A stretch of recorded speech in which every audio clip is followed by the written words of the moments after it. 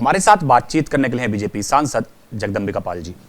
Sir, युद्ध जो है वो ईरान और इजराइल के बीच में चल रहा था, लेकिन राजनीति जो है वो भारत में लगातार तेज बनी हुई थी इस मामले को लेकर। पहले कांग्रेस ने भारत की विदेश नीति पर सवाल उठाए, अब संजय राउत जो हैं वो ये कह रहे हैं कि भारत को ईरान की तरह मजबूत खड़ा होना चाहिए था, ईरान से भारत के प्रधानमंत्री और गृह मंत्री को सीखना चाहिए। देखिए, संजय राउत हो, एक कांग्रेस पार्टी हो, रोज पाकिस्तान की सीमा पार से आतंकवादी आते थे, हमारे सैनिकों का सर काट के ले जाते थे। केवल उस समय की सरकार ड्रोजियर देती थी पाकिस्तान गवर्नमेंट को। आज अगर पहलगाम की घटना हुई तो हमारी सरकार ने भारत की सेना को फ्रीडम दिया और भारत की सेना ने पाकिस्तान के अंदर घुस करके पाकिस्तान ऑक्युपाइड कश्मीर मुरीद के में चाहे लश्कर तोयबा हाफिज़ सईद का हेडक्वार्टर हो, चाहे जैसे मोहम्मद का आपने बहावलपुर में हेडक्वार्टर मसूद अजहर का देखा हो, या हिजबुल मुजाहिदीन का सियालकोट में, हमने 9 आतंकवादियों के हेडक्वार्टर्स को नेस्तनाबूद किया।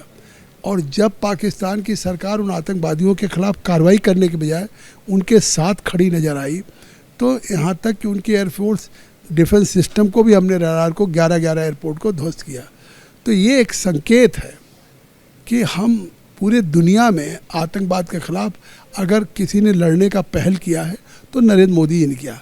और सभी अंतर्राष्ट्रीय मंचों पे, चाहे यूनाइटेड नेशंस हो, चाहे सार्क हो, चाहे G20 हो, चाहे ब्रिक्स हो, आसियान हो, सब जगह उन्होंने कहा था कि ये केवल भारत की नहीं है चुनौती, ये पूरी दुनिया के लिए आतंकवाद एक चुनौती है। और आज भी जिस तरह से हमें मानते हैं कि कोई युद्ध नहीं समाधान है, केवल शांति ही है। प्रधानमंत्री ने लगातार इजराइल से भी बात किया, प्रधानमंत्री बेंजामिन नेतन्याहू से, और इसी तरह से उन्होंने ईरान के राष्ट्रपति से बात किया। तो आज ये इनका प्रयास, हमारी प्रधानमंत्री का सीखने की क्या बात है। हमारी आज जो नीति गुटनिरपेक्ष की है वो पूरी दुनिया को दिशा दे रही है, और आज भी उसी गुटनिरपेक्ष नीति कायम है। इसीलिए हमारा आज पहली बार है कि अमेरिका भी हमारे साथ वही रिश्ता रख रहा है, रूस भी रख रहा है, और चाहे ईरान हो, चाहे यूक्रेन हो, और चाहे इजराइल हो। सर, लेकिन जिस तरह से विदेश नीति जैसे मामलों पर लगातार जो विपक्ष जो है सरकार को घेर रहा है, जब हम एक तरफ हमने खुद पाकिस्तान के साथ लड़ाई लड़ी, अभी ईरान और इजराइल दोनों के साथ हम बातचीत कर रहे थे शांति स्थापित करने के लिए, लेकिन विपक्ष जो है विदेश नीति जैसे मुद्दों पर राजनीति कर रहा है। कौन विपक्ष घेर रहा है? विपक्ष कौन है? विपक्ष शशि थरूर नहीं है, विपक्ष कानी मोदी जी नहीं है डीएमके की नेता, विपक्ष अभिषेक बनर्जी नहीं है ममता जी के सांसद। इन सब लोगों ने पूरी दुनिया में विदेश नीति की जाके तारीफ की है। मैं कितना नाम लूँ, तो चाहे इसमें सत्ता पक्ष हो या प्रतिपक्ष हो, ये सभी ने जो भारत के कदम उठाए गए पहलगाम की बात, या आज दुनिया के परिदृश्य में जिस तरह से पहल किया, आज पाकिस्तान अलग थलग है, तो हमारे विदेश नीति को इस देश के प्रतिपक्ष के नेता भी सराहना कर रहे हैं।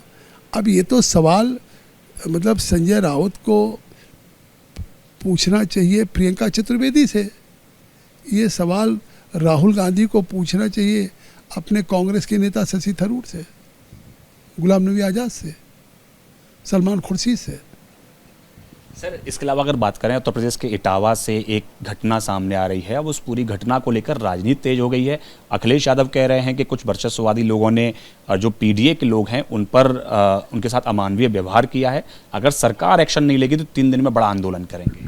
देखिए, ये जनता को गुमराह कर रहे हैं। आज जिस तरीके से आप बात कर रहे हैं, पहली बार प्रधानमंत्री मोदी जी ने बैकवर्ड कमीशन बनाया और आज मुख्यधारा में लाने का काम किया। बाबा साहब अम्बेडकर के जुड़े हुए स्थानों को पंचतीर्थ बनाया। बाबा साहब अम्बेडकर का एक बड़ा भारी शोध दिल्ली में, देश में अभी तक कोई स्थान नहीं था, पहली बार मोदी जी ने बनाया।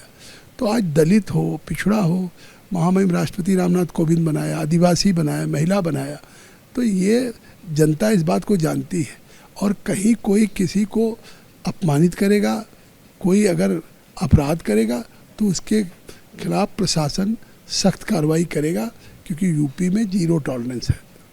धन्यवाद हमसे बात करने के लिए। कैमरा पर्सन सुनील के साथ पवन गौड़, एबीपी न्यूज़, दिल्ली।